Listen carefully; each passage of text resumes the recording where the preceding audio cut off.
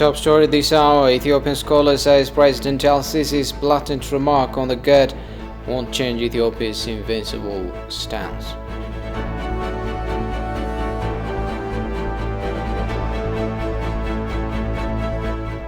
And experts blame the unpredictable position of Egypt and Sudan on GERD.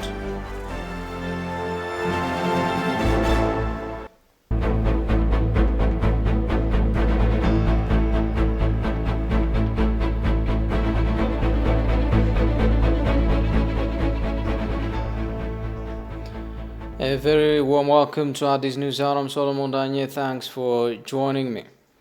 Prime Minister Abiy Ahmed has condemned the killing of innocent civilians in West Wallagga Zone, Oromia Regional State. In a statement issued yesterday, the Prime Minister also extended his deepest condolences to the bereaved families who lost their loved ones and the people of Ethiopia.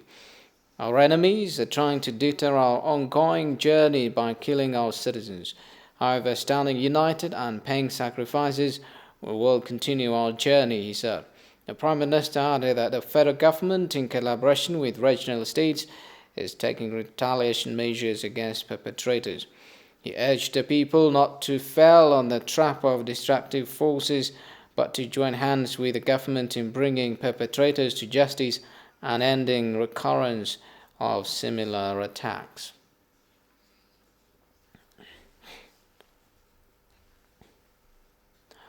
The UAE sent an aid plane containing 46 metric tons of food and medical supplies to Ethiopia in support of the humanitarian situation in the Tigray region.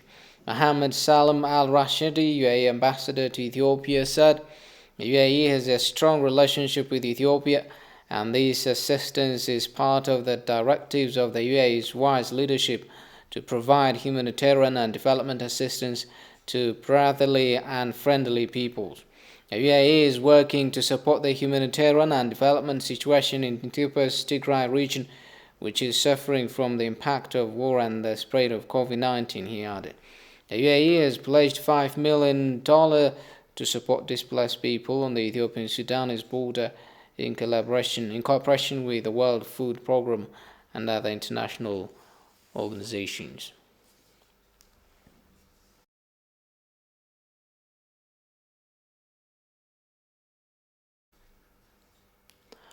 An Ethiopian scholar says Egypt's president is trying to overstretch the issue of GERD to cover his domestic political crisis facing Egypt. Sisi's blatant remark on the GERD does not affect Ethiopia's invincible stance on its mega project, the scholar underscored. Goshumaliso reports. The mindset of Egyptian politicians seems to be unchanged on monopolizing Abyei River, ignoring Ethiopia's natural and legal rights to develop its natural resources properly. These politicians remain stagnant in colonial-based agreements, said geographer Elias Abichakra. Egypt, which has turned a deaf ear to Ethiopia's call to come to the negotiable table through an unconcealed remark over the dam, warning that there would be severe regional instability if it loses a single drop of water. Talking to TV languages, Elias Abichakra said Egypt's president is trying to overstretch the issue of GERD to cover his domestic political crisis facing Egypt. War with the neighbor is always used to cover internal problems. And Egypt has a lot of problems. I can tell you that when you have, that recently they have 40,000 political prisoners, and there are a lot of social problems in Egypt. You know that the military are involved in the economy, and they are always winning the bids to different projects, and the private sector is complaining because there are not the possibility of using the opportunity to intervene in the Egyptian economy is very, very thin. And well, I think the president of Egypt is using, he needs a scapegoat, and the scapegoat is the Nile Dam. That's what I think. Elias said the mindset of Egyptian politicians seemed to be unchanged on monopolizing Abai River. The Egyptians haven't changed their mindsets, and they are still with the period of the pharaohs and 4,000 years ago. And Ethiopia has 120 million people. Egypt has 120 million people. I don't talk about the Nile Basin. I think Kenya has got 55 million people, Uganda 45 million people. So are we going to continue with the mindset of the Egyptians 4,000 years ago? So whatever they think, one day, whether they like it or not, we're going to use the Nile water. Now, what Ethiopia has always said, equitable use of the Nile water is absolutely right. He underscored that Sisi's provocative comment cannot be a threat for Ethiopians' invisible stance, but solving the issue in roundtable discussion enhances mutual benefits of the region. I know the history of my country. For nearly 150 years, every ruler has to handle war. The Emperor Todros had the British, as Emperor Johannes IV had the Dervish Sudanese, then Emperor Milik had the Italians, Emperor Haile Selassie had the Italians and the Somalis, etc. So I think the threat is not going to make Ethiopians shiver or I don't know what, because we're not afraid of going to war. We don't like war, but I don't think we're afraid of war. Ethiopia should intensify diplomatic works aggressively and the people should strengthen their support for the dam, he urged.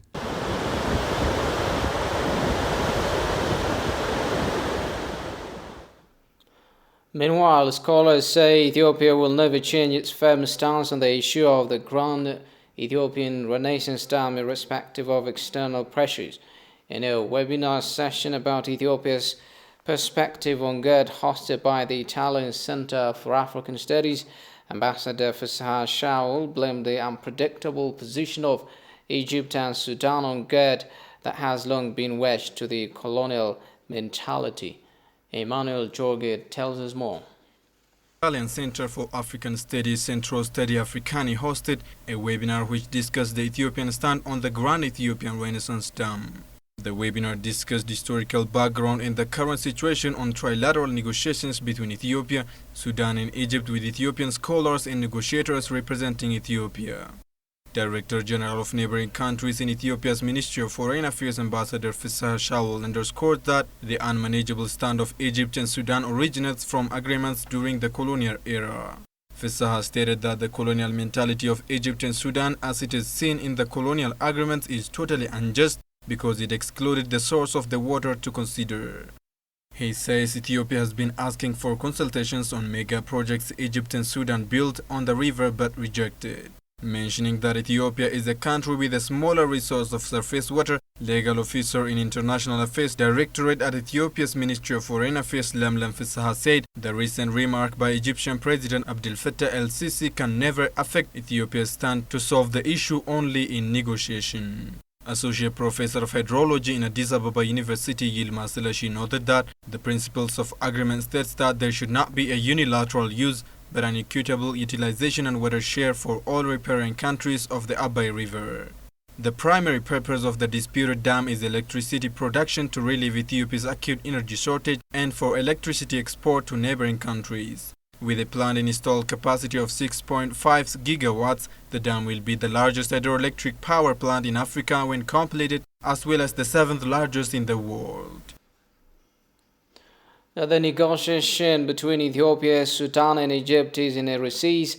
A blatant remark by Abdel Fattah el-Sisi of Egypt about the use of the Nile appears to be provocative. Responding to the president's audacious comments, spokesperson of the Ministry of Foreign Affairs of Ethiopia, Ambassador Dinar Mufti, said Ethiopia won't relent to any other option other than negotiation. Alulat Klemariam reports.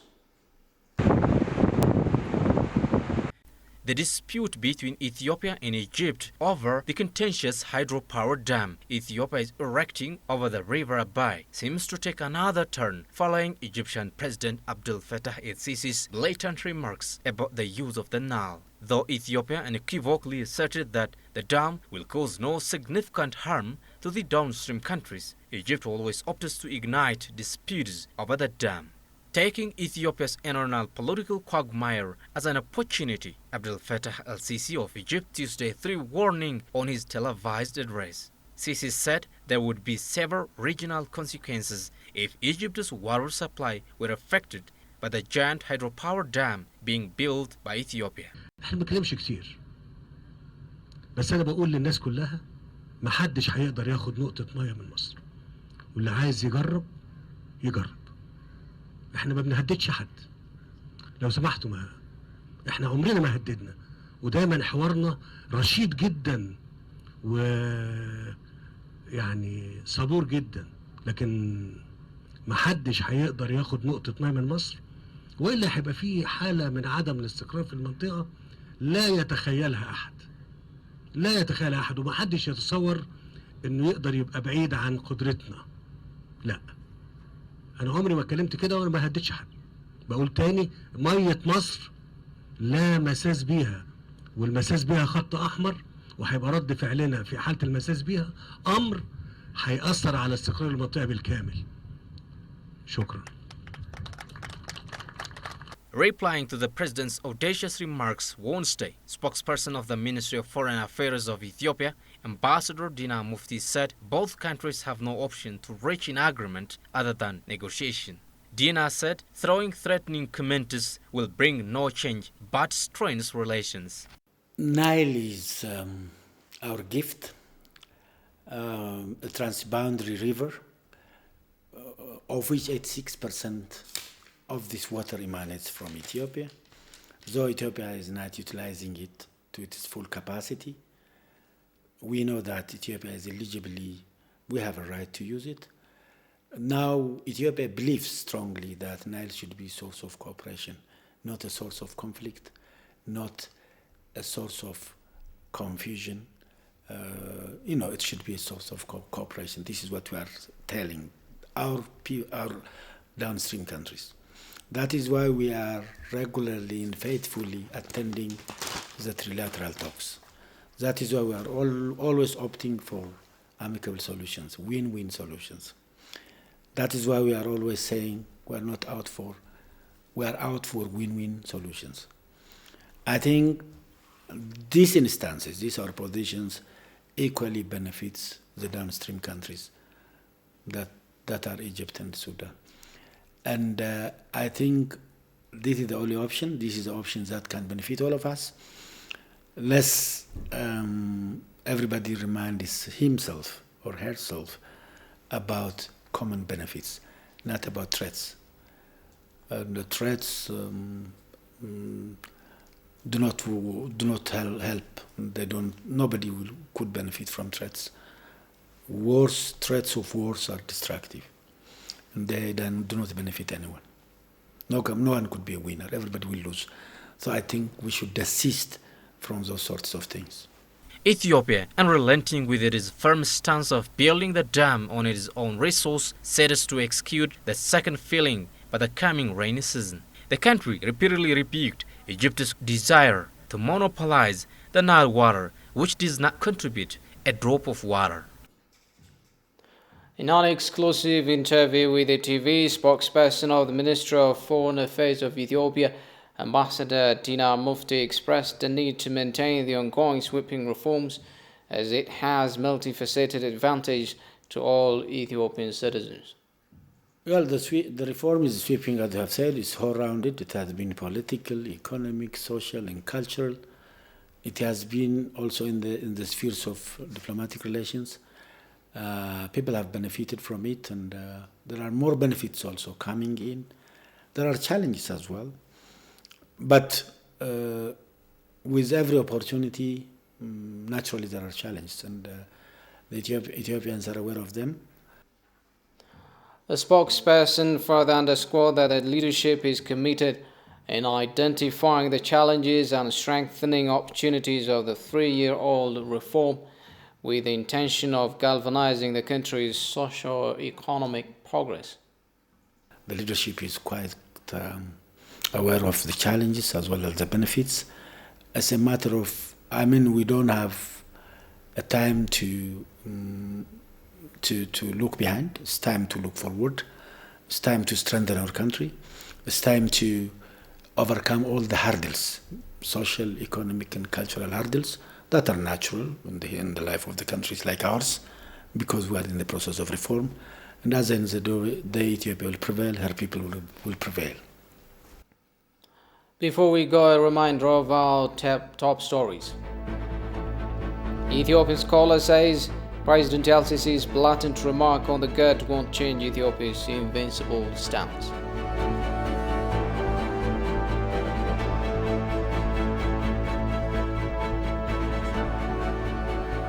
And experts blame the unpredictable position of Egypt and Sudan on GERD. Well, that's it for the news. For me, Solomon Dang, and the rest of the English team here in the studio. Thanks for watching. Have a good day.